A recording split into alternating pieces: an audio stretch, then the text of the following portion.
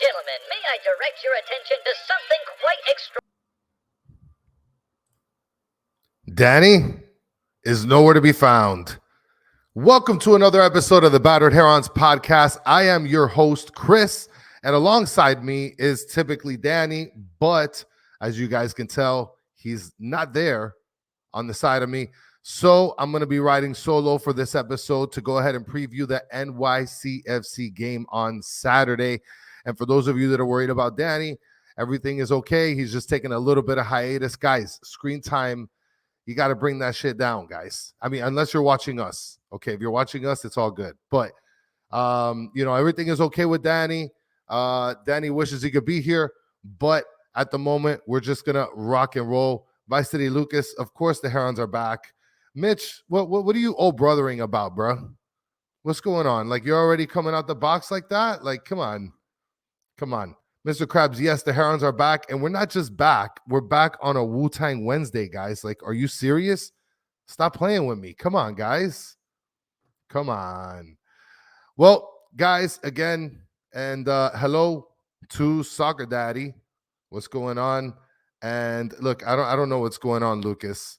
I guess now everybody's happy because Danny, the Messi hater, is gone, even though he really doesn't hate Messi. But I guess that's the way that everything is portrayed with him. So enough of that spring cleaning, guys. We're here again to go ahead and preview the game against NYCFC. And usually, as you guys know, we always have a guest to get on with us to go ahead and preview NYCFC. So we went ahead and got in touch with Yousef. I'm going to go ahead and add him on here. He's going to take Danny's place. And so Yousef he's from the NYCFC Forever podcast. Yousef, how's it going, man? What's good, everybody? Thank you for having me on, man. This is fun. Much appreciated. And so we're gonna go ahead and talk a little bit about the game that's coming up, a little bit about how you guys have been doing. We already got people coming out like crazy. Soccer Daddy saying NYCFC sucks. We got that star though. Yes, Mr. Krabs saw my cat's tail. Yes, I got a cat, guys. It's not it's not the kind of pet I really want. I really want a dog, but I mean, it is what it is. Mr. Krabs is mentioning Danny ain't here, but he's a Yankees fan. The other teams that play in the NYC, yeah, of course. And then you know that the Knicks are going to give the Heat the business this coming Tuesday, guys. Like, it's over for ya. It is. Yeah, it's crazy. It's crazy for those of you that are Miami Heat fans. Like, come on. Get out of here. Nah. All right. So I wanted to talk with you, Yousef, a little bit about the matchup that's coming up. But before we talk about the matchup that's coming up, I want to kind of talk about what's been going on with the whole new stadium thing, because that's something that I know that you guys have been sort of clamoring for, and a lot of people criticized NYCFC because they were playing in a lot of different with nomads. Yeah, and you guys are playing at a ballpark right now. So, but the good news is that you guys are finally going to be getting a stadium. It's going to be out in the borough of Queens. And what's sort of the deal behind that, and how does the fan base feel about it? I mean, sheesh. We're going on now 10 years plus waiting for a stadium. So, you can only imagine how we feel. It's just we finally have the light at the end of the tunnel, all the cliches you want to say. It's finally a place that we don't ever have to think about, oh shit, where are we gonna play next week? Because it was like that for a while. Sometimes we didn't, especially during baseball season. Yankees got a rain out and they don't want to switch that field. Now we're trying to find Hartford in Connecticut. We're playing at Rebel Arena. We're playing over here. Yeah. But everybody's excited. I mean, there's only one feeling to have is excitement. We're finally getting a home. The renderings look crazy. I think it's probably going to be one of, if not the best stadium in the league when it opens up. There's nothing bad about it. I mean, politics aside from the city, but overall, we can't wait. We literally are counting down the days to 2027. Hopefully it comes in early at 26, right after the World Cup. But it's exciting. It's Queens, so the world's borough. Well, and that's another thing. Like a lot of people don't consider that like New York City, but like it's still I within New York City. nah, And so, you're not from New York if you don't consider that New York City. well, and that's what I'm thinking. I'm thinking, it's still within the city. People It's go to Valley of Queens all Ashes. the yeah, and It, so at the end of the day, it's gonna be beautiful. I mean, it's like you said, the renderings mm, look gorgeous. mhm. I mean, it's I gonna be a think, brand new state-of-the-art facility. So yeah, I don't know about the people saying that's not this. Like Mets are literally across the street. Arthur Ashe is across the street. So it's yeah, the city. It's the city. Flushing is literally just right there. So you're not in Long Island. I think people confuse Manhattan with like the yeah, yeah, city, yeah. and everything else Yes, is of just the outer course. boroughs. Exactly. No, city is 5 boroughs. That's also unfortunately includes Staten Island, but Yes. it's no, it's city proper. And that's the thing too. Like we were getting into that space of people thinking it might not be in the city, and the fan base was hard. Or like we would rather play in baseball stadiums for the rest of our existence if it meant we're staying in the city. We are not playing Of outside of the five course. boroughs. It's just not happening. It was a hard line from all supporters groups. Every stupid forum thing that they want to send us. Yeah. Five boroughs. Nolan. Anything above outside of that, null and void. Well, and that's one thing that we kind of caught off the vibe in terms of like the supporters going out to the games. Like, even though it's 20 minutes away to go to Red Bull Stadium, like it was still seen as like a mission to be able to go do that. And it's something that I know that you guys didn't really want to do. No, and I don't know how it is for you guys over there because I know the stadium over there technically Fort Lauderdale and then all that extra jazz. Yeah. Um, like it's like if you live in, I think I don't know what would be anywhere around the Panhandle, but it's like if your stadium would be on the other side of the border, you know. Of course. So like Yeah, you're not yeah, going to yeah. cross into Georgia to go for an Inter Miami game. You're not going to cross into Exactly. It's Alabama wild. for an Inter Yeah. Miami. It doesn't make sense to you. And on top of even Yeah. though sometimes it may take like 20 minutes from Midtown to RBA. That's the thing people don't remember. It's from Midtown. Exactly. It's It's 20 minutes. yeah, No one lives in Midtown. You live in Midtown. in It's on the other boroughs. on the other boroughs. Yeah. Just I was telling you beforehand, my co-host and I, we went to the Italy Ecuador match at RBA on Sunday after the match. It took us Yeah. 2 hours to get home, and that's driving. Yeah. So it's just you can get there, but the mission you have to still get back to the city. It's like and also there's a big the disconnect between Jersey, like Jersey, New York, like it's that's Very them, big. we're us. Yeah, it's Yeah. just the divide is very serious. We Well, call them and let me bridges and tell you, tunnels. and let me tell you, a lot of people really are starting to say things like this. If Neymar were to go to MLS, I could see him go to NYCFC. What do you think We about that? That's a good question. we saw that, so it's a conversation that's happened. I think Neymar now, no, Neymar maybe like right before he said he was going to Saudi, we would have taken him, but now it's more like he's just injured all the time. Like we wouldn't want to see him in. I don't know. It's tricky because you obviously you want to have him because it's Neymar. It's a Yeah, of name. He's gonna get course. Yeah. filled. You're gonna fill the house. He's gonna razzle dazzle you. But everything that comes with him, it's almost like we've built this team now where it's very young players. It's very youth oriented. We don't really sign or bring anybody over. I think the rule is, and nobody over the age of 25.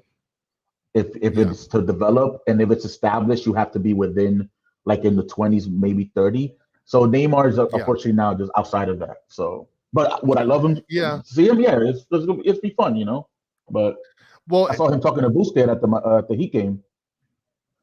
Well, You guys one might thing get that him. you would get, oh yeah, well that's another thing that people are talking about, and that's where you might see where NYCFC gets like that little push, kind of like what Inter Miami got with Messi, because at the end of the day, like you said, Neymar's a name, so Mhm. it's gonna bring in a ton of people that aren't typical like local diehard fans. You're gonna get a lot of the people that have been following Neymar from like ever since years and years ago, just because they want to follow him. So, Like the Messi fans. I could see something like yes, yes. Yeah, It's been a different vibe for sure.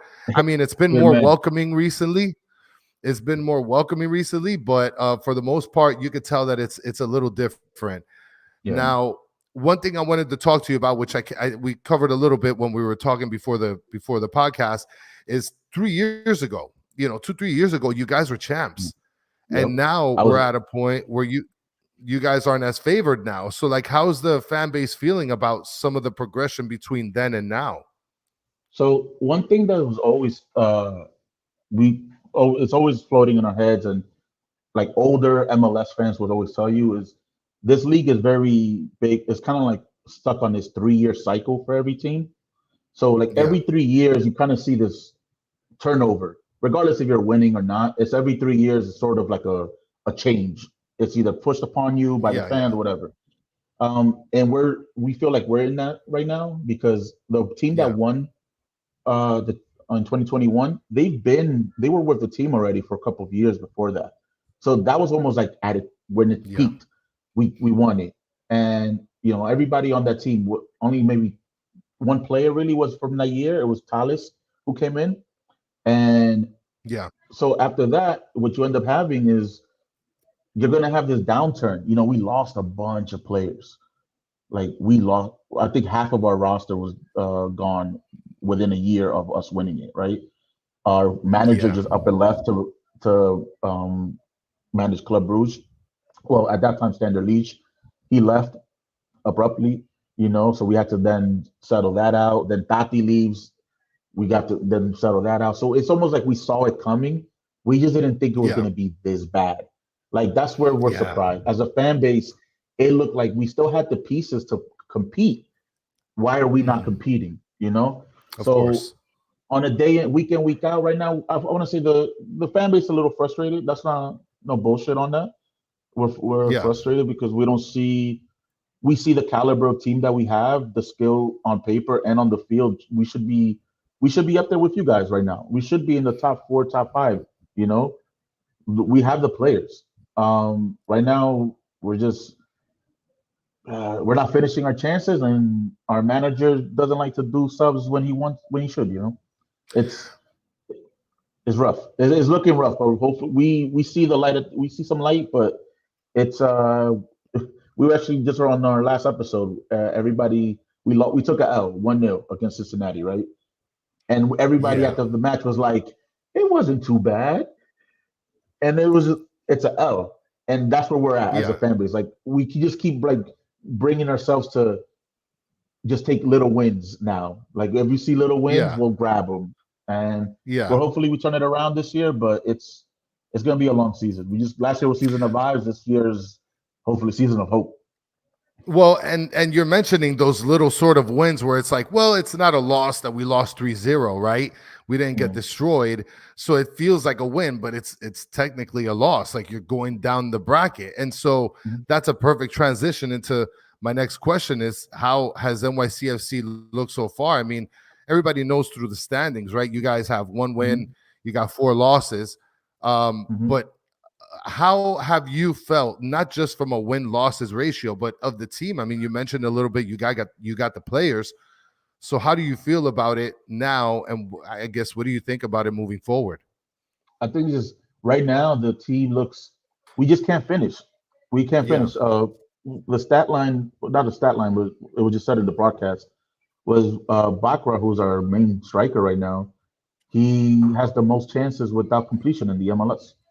Yeah. So it's like the service is there. We're getting we're getting the chances. We're just not finishing them. So that's how we look. That's literally how we look. We just look like sometimes it looks messy, sometimes it looks organized, but it just doesn't feel like it's ever gonna amount to anything. So you go in the matches hoping for results, but expecting nothing. And that's how the team is right now. That's pretty much how the team is right now. It's tough. It's a tough place to be. It's a tough place to be, because we didn't think, especially after last year and the rough year that we had, but we ended it really well.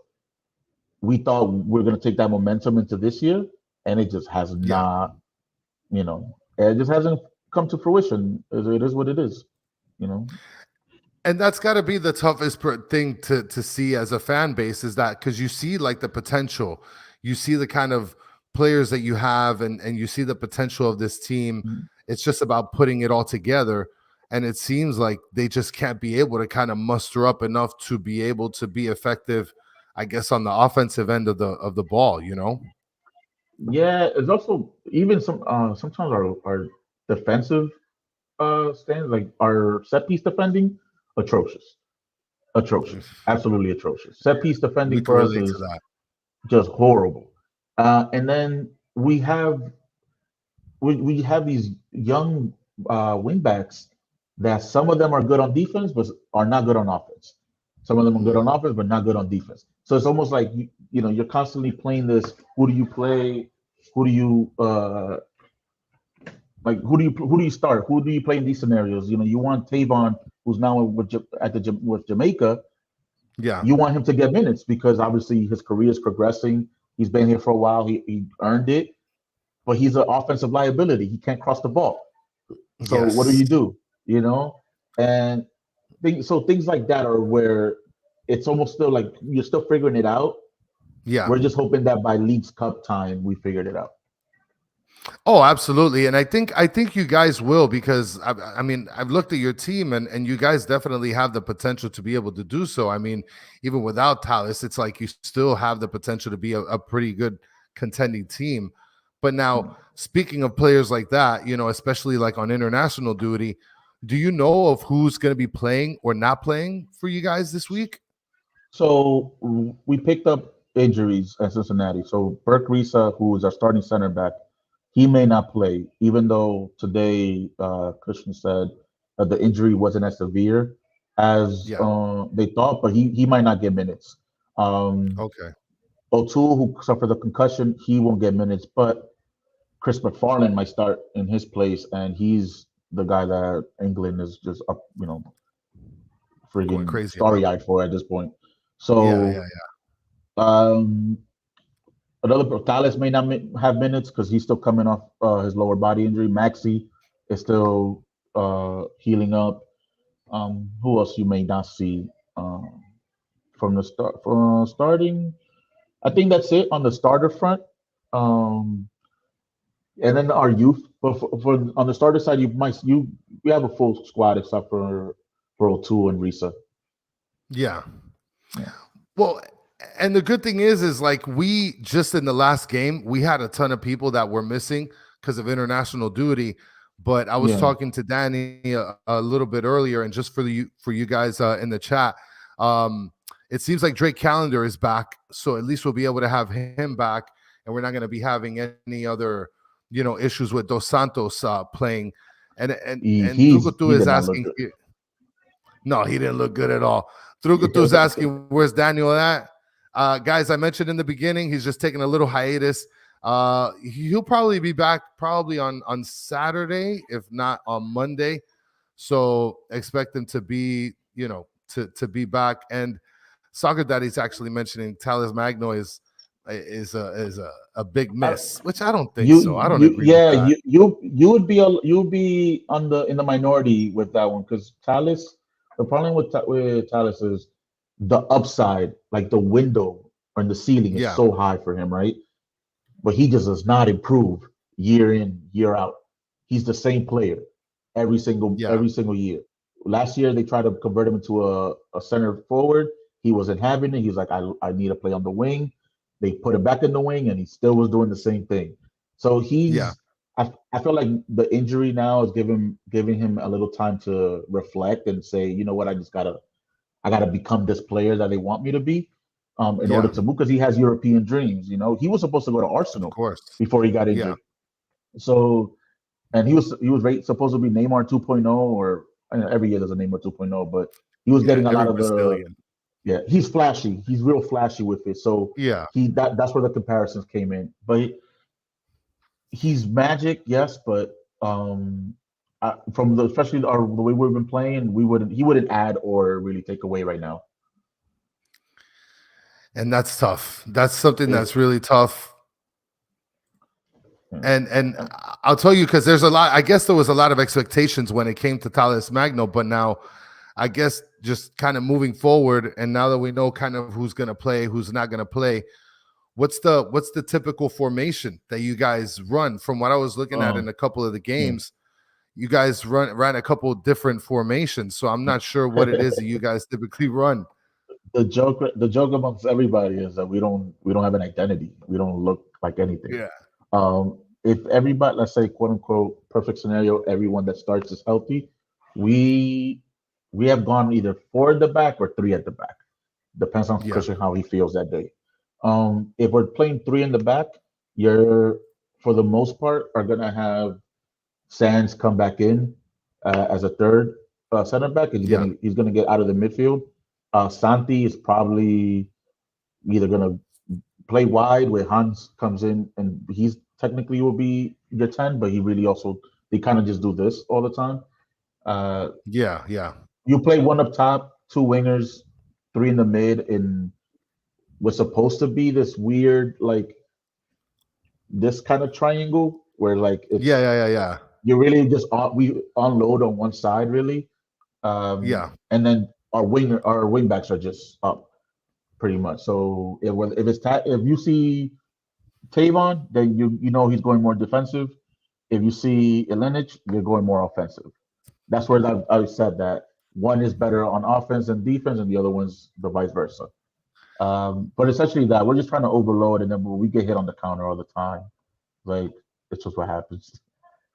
Well, and I'll tell you a little bit about like our strengths and weaknesses because it's very similar to us because we got guys that are playing wing backs, that they typically push so high that that opens us up to being, opened up to getting countered all the time. And we have wing backs that are like so offensively, I guess, potent and they suck on defense. So by the time they run back anyway, they suck on defense anyway. You're gonna get destroyed. I want to ask you guys because I know it was I know it was a money decision at the end of the day. Yeah. But having Gressel back there instead of further up, because Gressel's someone who I personally been wanting him on NYC since he left Atlanta or he was technically pushed out of Atlanta. But Yeah. since I've been wanting him to come because I love how he plays. I love I think Gressel's one of the better players in the league. But I don't think he's a right back. I see him further up. Like, how do you feel? Because wouldn't that take away from like another pass? Like, and not to jump on the Messi thing, but wouldn't that give him another outlet of a pass to have him further up? Because I don't think your center backs are it either. Well, the problem with him is that he came in as a right wing back, right? But what ended up happening is we had Yedlin at the time. Yeah. So Yedlin was playing back there and he always ran up a little bit anyways. So, I mean, Tata is literally seeing what you see as well. He sees him as more of a midfielder. So he's throwing him up top. Now, when Messi's in, obviously he's not so up top, No. right? But then the last couple games, he's been thrown up a little bit higher.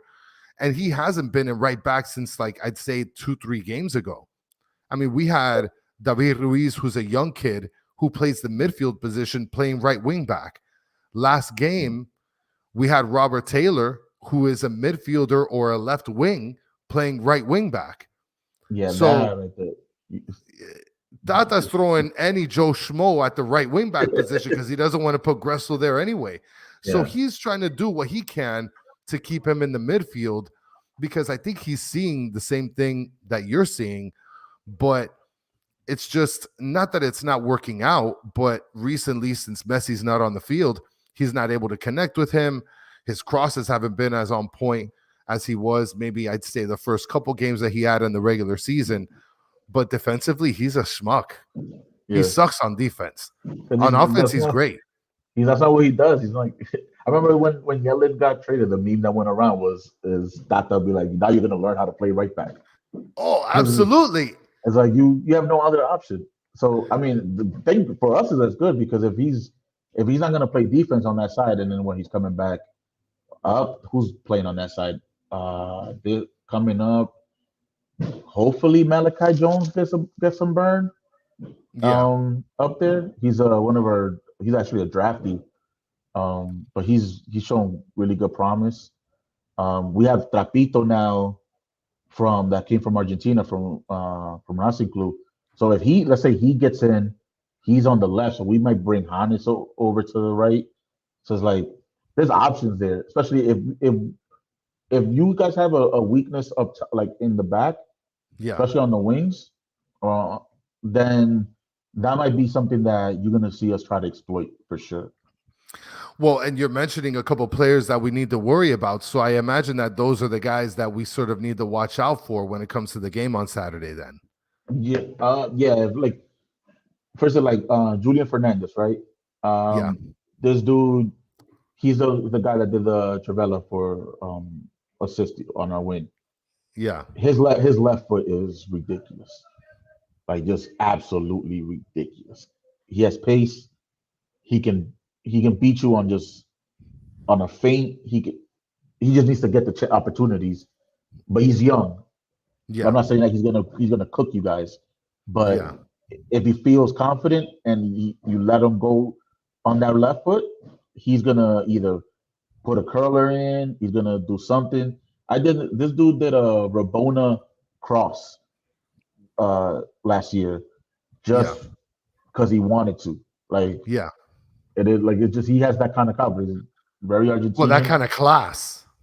Yeah, yeah, he has it. He has it. So he's a big he is like a huge. I mean he's a young Argentinian. So this dude is he thinks your guy's his god. So Yeah. um but Probably born with he's like a somebody. Messi tattoo and everything. I think he does have one actually. I think he's one of the ones that has one.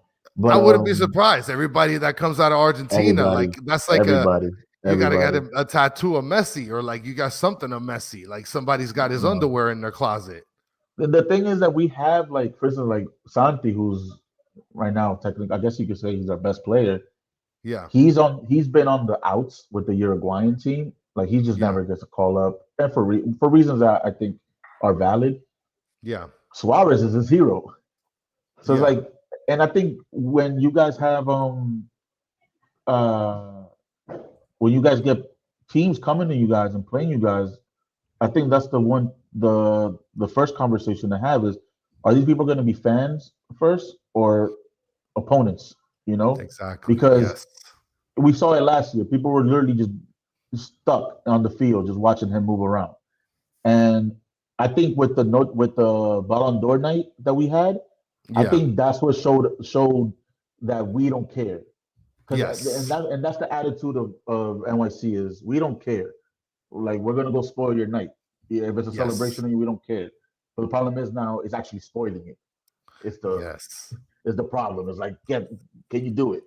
Yeah, of course. And I guess that's the one thing that I would have to ask in terms of like, the I guess the attention, obviously, like you said, you got Messi and you got a bunch of players that have idolized this guy for many, many years of their life. And Mhm. the question is, like you said, are they going to come in as fans or are they going to come in as competitors? And Mhm. you've had a couple teams like you guys. You've had a couple other teams that have come in. I'm trying to think, and it's kind of blanked out for me. Orlando, they've come in with this mentality of, I don't care who you guys are playing, whether it's with Messi or without Messi, we're here to compete and we're here to destroy Yeah. you guys. I mean, some teams, they get up even more because You of have to. Messi. Yeah, you have to. Yeah. You have to. You got to play it up. It's like, I mean, it's the LAFC, thing. Like when people played LA, like you got up for it because of the crowd, and at that point, Bella was the hottest shit in the league. Like, Yes. so it is what it is. I just feel like I just want on Saturday for at least us, regardless if he's on the field or not, And just to have the young guys just showcase because we're young. Yeah, I feel yeah. like if maybe they're saying, "Oh, eyes are on this match," put the young guys because they have the oh man, there's like a cliche whatever, but like they have the gift of being Gift. naive. Yeah, yeah, yeah. Like they're gonna want to live up to that moment, so they're just gonna play it out. So it should be fun. I don't think honestly when it comes to players like if anybody to watch out for would be Santi, just because Yeah. if he's on it, he's gonna find spaces. He's gonna not gonna dribble out of you. Hans Wolf. That's the one who you need to definitely watch out for. He will dribble the shit out of that ball. That dude was I can't believe how we got him. We got him on because he was pretty much injured for the last year, but this dude was playing Bundesliga for Rebel Salzburg, or was he? Yeah, he was Salzburg, or yeah, and then he went to Mönchengladbach, but then he fell out of favor, got an injury. Like this dude was playing Bundesliga, and deservedly so. He was in the Bundesliga. He shows you He was skilled. he's skilled. You can just watching him play, you could tell he's one of the best players on the pitch. So it sounds like he's sort of a strength. What other weakness or strength do you think that can be picked up from the game? Managing. Yeah, for sure. Can we add the manager to a weakness of a club? Yeah. Oh man, that's a wild weakness too. Nick Cushion needs to go.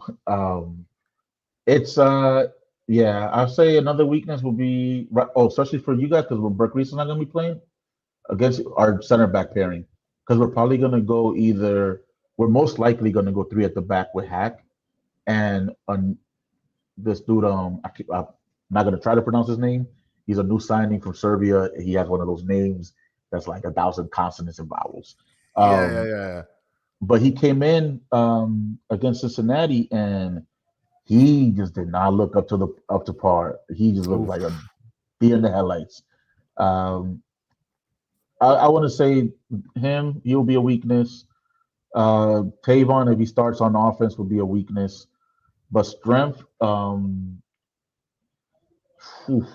Santi, if he's on it, for sure. Julian with pace, for sure. Sands, he will just eat anything up in the midfield, and he's a dog. Like he'll put an elbow in.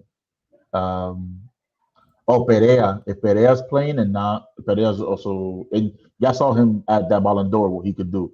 Yeah, man. He's really the guy that kind of turned it around for us at the end of the last year. We were able to get him from Philly, and he was able to turn it around. When he's on it, he's on it. So, because our weakness will be our striker because we can't finish.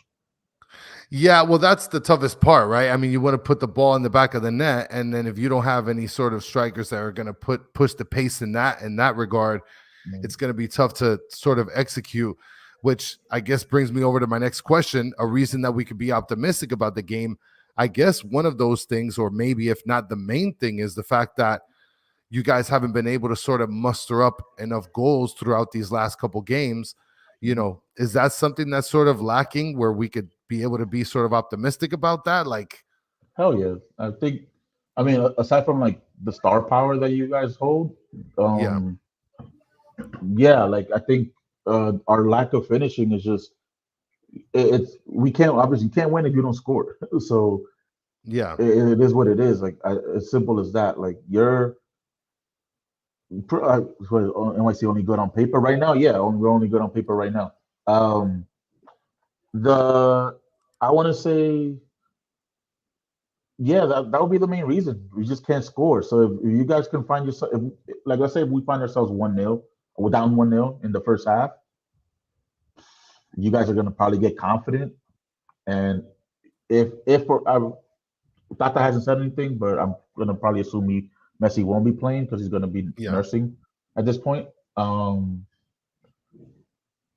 Suarez is still Suarez. It seems. I'll trust me.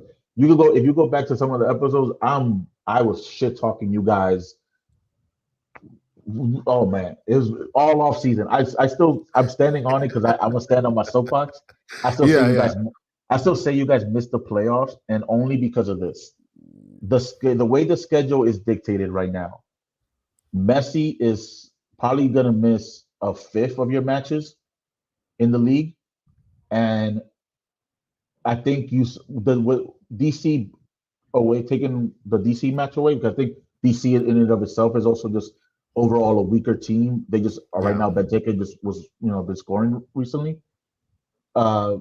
I don't think you guys have that midfield linchpin to replace Messi if he's out. And then when your offense has to run through him, pretty much, it stops you from moving that ball. Like you guys look rough without him. Like Yeah. that Red Bull match was rough. Like Yeah, it you guys, was. I know the elements were part of it, but it looked rough without him there. So I'm gonna still say you guys missed the playoff, even though I'm probably gonna be proven wrong.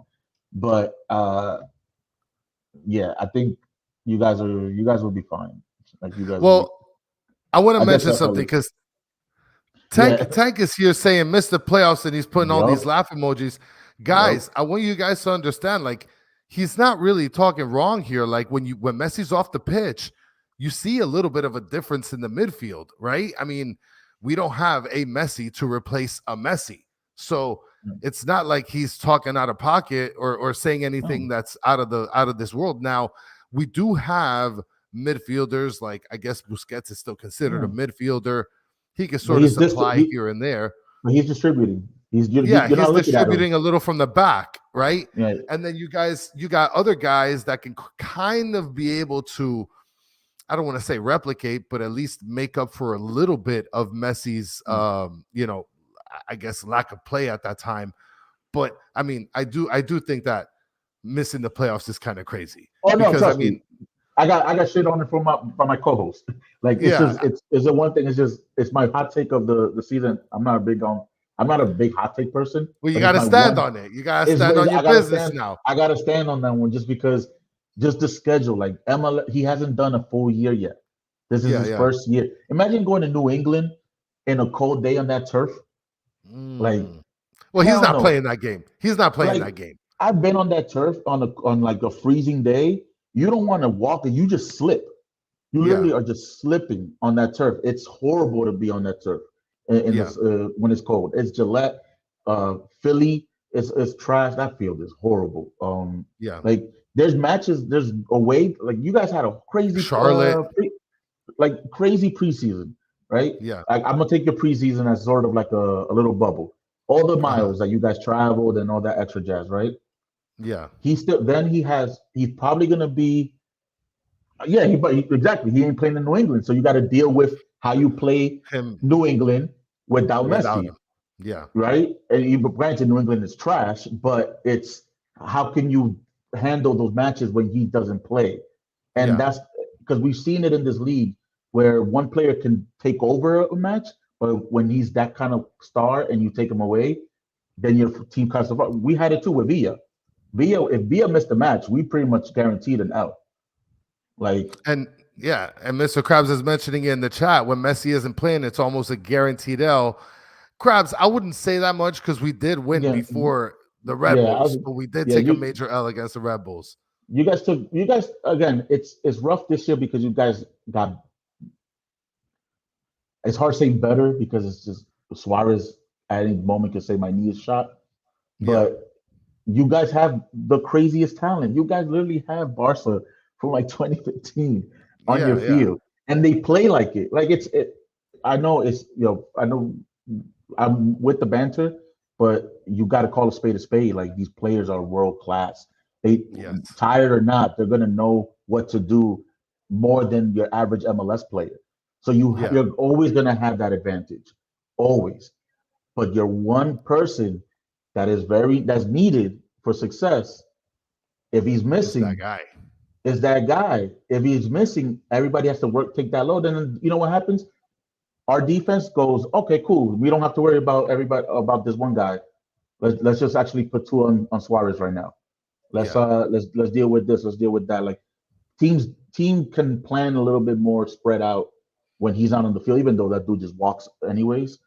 But still, once he has the ball in his feet, it's a wrap. Like he can make shit happen in the blink of an eye.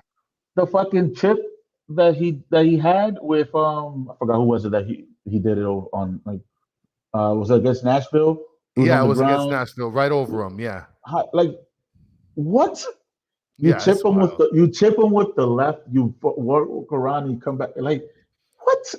That dude's played in our league. Like that dude's, and I'm not, like I'm a fan of Messi, but I'm also not a fan. Like I'm very anti Um, I'm very pro. Like, if you're another team, it's just fuck you guys, Yeah, regardless. yeah. So it's fuck Messi for 90 minutes, pretty much. Yeah. Well, talking about all of that, and you made a couple of predictions. You stand on your business, all right? I appreciate that. I do. So let's talk about predictions, though, right? And chat, if you guys want to chime in, let us know what your predictions are. Of course, Yousef from NYCFC Forever Pod is on, and he's our guest. So I'm going to allow him to go ahead and give us what his prediction is going to be for this coming Saturday at 7:30. Now, Yousef, what do you think is going to be the final score on Saturday? On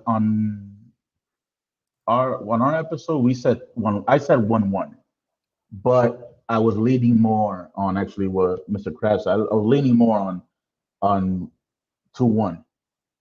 But really, I think it's 1-1 just because I feel like we can have one. Like, give us one. Yeah. I literally just want to see us score a goal, like, consistently. So I say 1-1 conservatively. Well, and look, it's like you said, you got 2-1 coming out of Soccer Daddy. You got Mr. Krabs saying 2-1.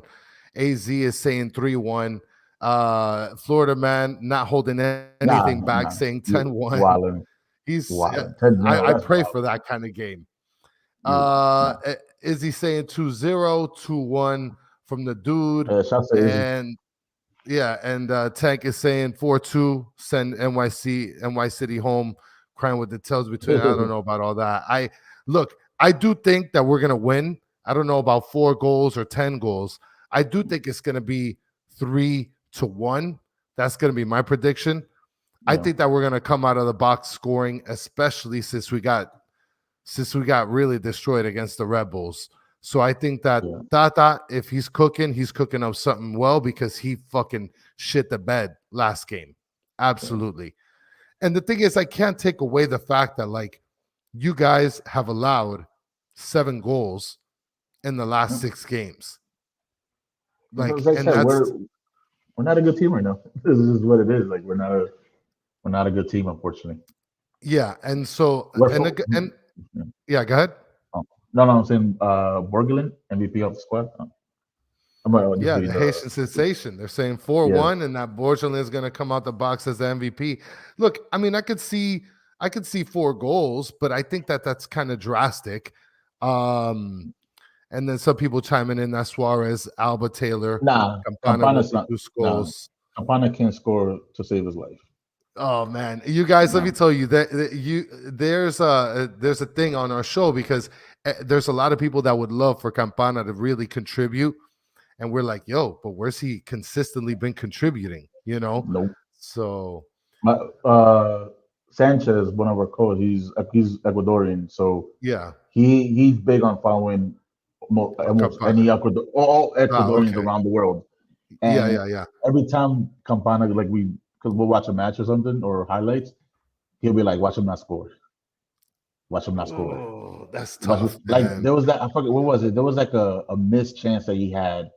Was it this year or last year? I forget. It was against Nashville for the cup. He's coming up. I think it was, because I think he's coming up on the right side. He cuts in, shoots it, and it just sails. Like, it just way off. And mind you, he should have scored this goal.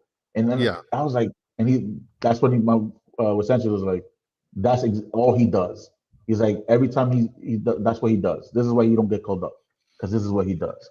Like, well, and you're right about that. The thing that a lot of the fan base don't like about him is that he's just mad and consistent. And so, since you're inconsistent, like, they love you when you're good, but then when you're bad, like, it's tough. For too long. I like Robert Taylor, though. Oh yeah, Robert Taylor's that guy. I like Robert Taylor. I think he's coming to his own. Where's he from again? He's Scottish or something? He's from Finland. Yeah. All right, so he's Finnish. Yeah. When he turned it on, what was it? Somewhere in the Leagues Cup last year, where he was just, or was it Leagues Cup or in the league? I forget. It was just, he kind of like came out of his shell and he started like. Yeah, it was during the Leagues Cup run. Yep. I was like, where does this guy come from? Like, what the fuck? like this dude is looking like he's looking way like a completely different person than before the first half of the season. Well, Danny and I have always called him Neymar Light, always, because he's saucy when he has the ball. Yeah. So that's a player that we've always wanted to have more time because he's really saucy with the ball and he's really good with the with the rock. So I think that he's a really good player. And a lot of the fan base love him. They're hoping that he doesn't get sent over to Europe or anything like that. Now, usually at the end of the podcast, I ask a lot of foolish questions. But before I get to the foolish questions, guys, I got a question just to finish it off. Do you guys have any sort of pre-game ritual or like during game rituals that you guys do typically? Yeah. So depending on where we're at, so if we're a city, it's typically a tailgate because there's a parking lot. But our quote unquote our normal stuff is from Yankee Stadium. So I'm from the Bronx, so I grew up around the whole stadium area. I'm not gonna say where it is because it's for reasons, but there is a bodega that is our pre-match spot. Nice. So it's one of those if you know kind of places. You only go if you're invited. Really, it's because it's a neighborhood spot. So it's not really just on game days. Like we'll be there just because whatever. That's where we'll go there pre-match. So we're drinking, smoking, playing music, dancing, doing whatever. Then we have our march right before the match. It was under the train, under the 4-line, which buses and trains hate us because the smoke bombs. The smoke always gets past the train, so the trains won't move until the smoke clears, and then the buses just stay there. So, like, I have photos of just the bus drivers, and it's just the march around the bus going around, and then the police are there. They can't do anything, but we're still drinking. So we're like Henny bottles on the street, just that's funny, man. As the march is going along, we're drinking. But that we have so we essentially call it a carnaval because River Ave is short. So we have the march, and then it kind of becomes a carnival kind of thing. And then depending on how much time we have left, we either go back to the bodega and keep doing what we were doing, or we go right into the match. The only reason why I say that, depending on the time, is because trying to see if I could be politically correct for once. Probably not. We have a lot of we call Latino time. So, people here call it Cuban time. So when we set a start time for something, it might just be a little after that. But for the most part, that's really our vibes or ritual. We don't. The bodega is a big part of it. It's something we're gonna miss going to Queens, just because that's a staple within that community. Like the owners know us. It's our safe haven. It's home. That's nice though. It builds the community. It's really good though. Yeah, and then the stadium stuff. I mean, it's hard having rituals in the stadium when you don't really have a home. Like exactly. Yankee Stadium has a shit ton of rules that we can't do. Like we can't bring guiras inside the stadium. We can't bring trumpets inside the stadium. You can't really have your face covered all the time because of cameras. Yankee Stadium is very restricting. City is a little bit better with more open. Yeah, they're a little bit more open. It's just it's New Yorker shit. Like our rituals is all New Yorker stuff. It's hard to explain it because it's one of those things where it's just I live it every single day. But we try to be as obnoxiously New York as possible. So it's yours every single 5 minutes. It's literally playing, whether it be sometimes DMX in the background, getting ready. You play DMX, you're ready for war. So stuff like that. Like it's very gritty. Like our ritual is not clean whatsoever, and we like it that way. That's great. Yeah. So, and that's good. That's what makes you guys. That gives you guys the identity. I think that the fact that a lot of cities they have their own sort of rituals and things that they do. I think it's good to keep it at home. You know what I mean? Yeah. And I think that that's a really good thing out of you guys.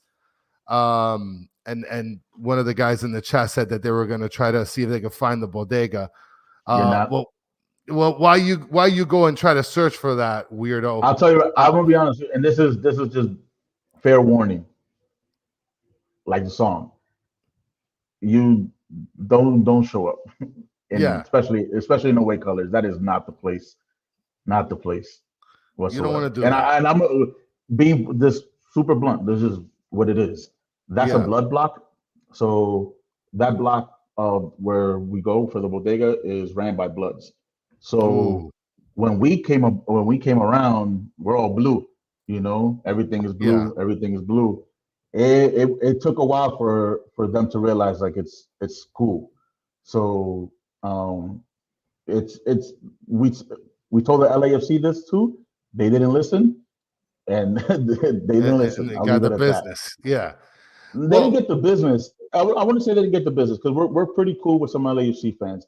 It's just they thought, you know, this is LAFC year one. They're traveling and they're traveling deep. They posted up in the corner so they blew a smoke bomb, and that's just, you don't do that. You don't do that. Not on that block. Not on that block. So you don't do that. So it got a little hectic. We settled it, but it's again like we don't. It's still New York. Like I know the league has a lot of, you know, like soccer mom vibes, and your stadiums are outside of the city. Like you come to the Bronx as an away fan, you in the hood. You are legit in the hood. Like you are in the hood. And I don't know if you guys travel to Orlando. Orlando Stadium is actually right next to the trenches too.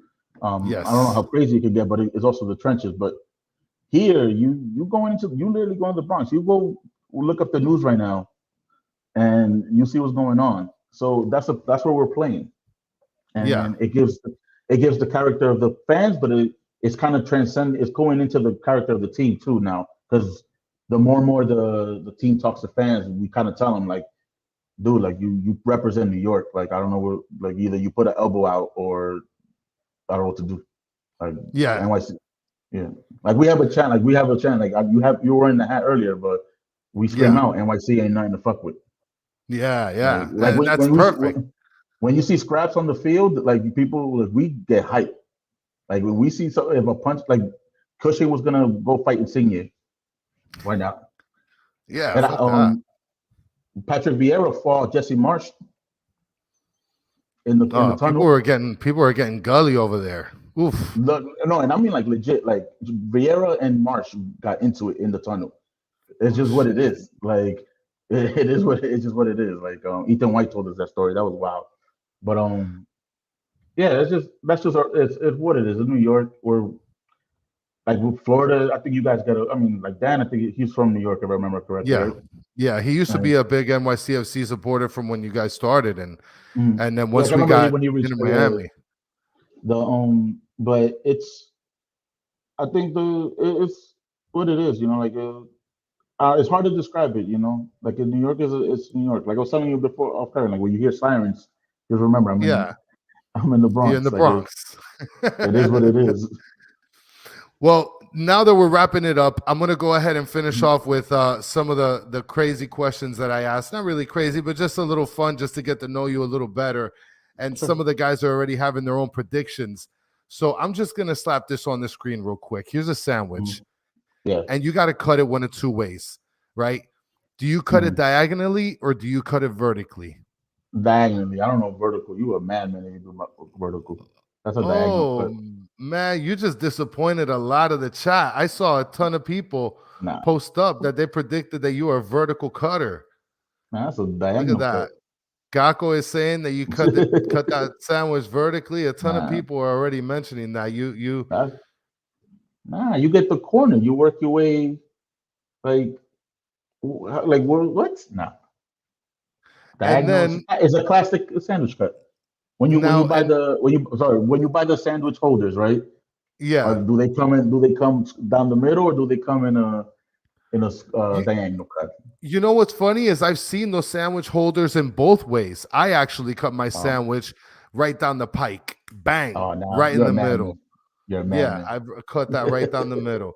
Now, going to the next question, Stancy is already mentioning saw a girl pulling a cart at Publix and thought of you, Chris. Ooh, And Publix chicken, yeah, man. it's Publix fire. chicken is fire. So speaking of Publix, when I go grocery shopping, I pull my shopping cart.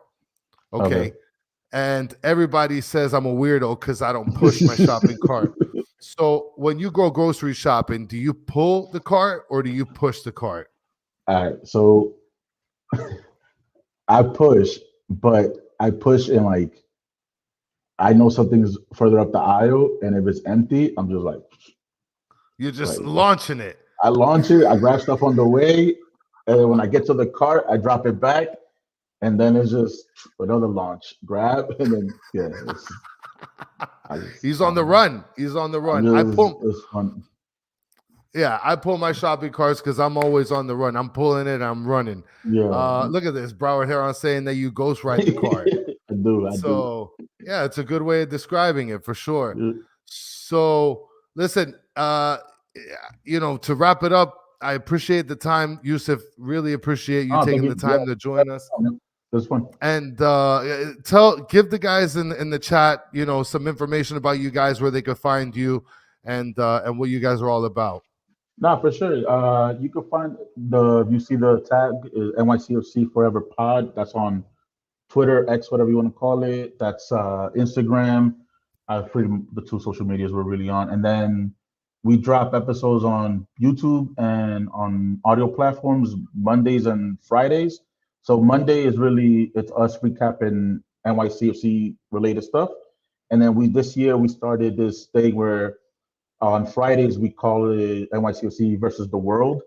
And so what the world episodes are cool for us because we're gonna be talking about the league, but in our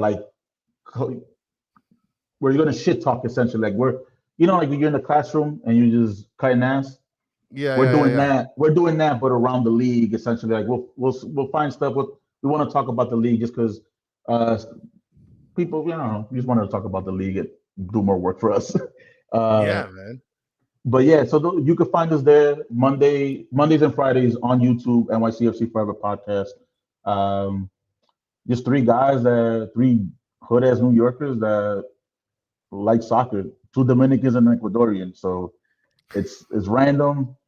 I will say the vibe is you're hanging out with us. We're not really stat people. We're not gonna tell you the ins and outs of the game like that, but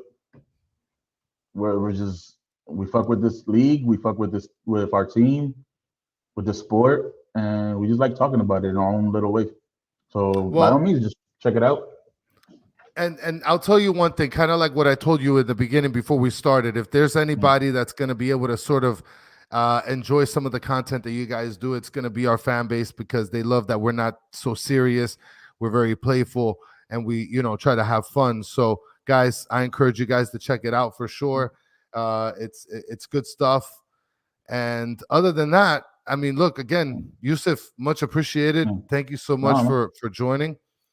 And I'm pretty sure we'll link up at some point again in another episode. But guys, for those of you guys that were in the chat, guys, thank you guys so much for hanging in with us, especially from the jump. For those of you that are listening on audio, guys, you know the deal, 5 stars through Apple, Spotify, all that kind of stuff. And again, those of you in the chat, you guys are awesome. I love this comment that was mentioned that you're going to be injuring some kid with your shopping cart someday. Listen, I already did that. If that's the casualty that it takes, it's already done. That's literally it. Already did that. That's already done. Had to apologize like 20 times. Yeah, fuck it. And Tank, don't worry, Danny's gonna come back soon, guys. For those of you guys in the chat, don't forget we're gonna have our episode in Spanish at 10 o'clock. Well, it's already 10, so you got to give us like 10 minutes. Yeah. We're gonna be doing the Batter Herons in Espanol, so just link back up with us in about 10 minutes. We're not going to be doing our episode tomorrow like usual. We're going to do it on Saturday for the post game. So again, guys in the chat, Thank you guys so much for hanging in with us. You guys are literally the best part of the show. And guys, I know Danny wasn't here, but we did it. Here we are. Game is at 7:30 on Saturday. And for Yousef, thank you again so much. Thank you for having me, man. This is like I said, thank you. I know we linked up before through the gram, but we haven't been able to do this. And shout out to the chat. There's gonna be some of us down there. I'm not gonna be down there this weekend, but hopefully it's bants. I'm gonna be honest with you. I just hopefully it's just banter the whole time. Yeah, man, it's gonna be a blast, and it was a pleasure. And again, guys, thank you guys so much for hanging in with us. And until the next one, have a good one. Peace.